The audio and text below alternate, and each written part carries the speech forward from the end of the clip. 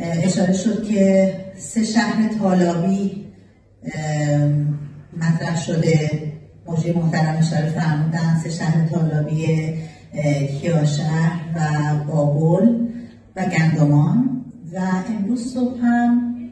طبق خبری که به دست من رسید، امروز صبح تالاب گندمان به عنوان 7مین تالابی که در سایت رامسر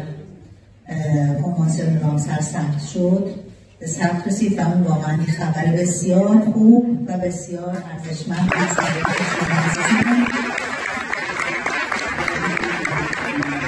27مین تالابی هستش که در این کنوانسیون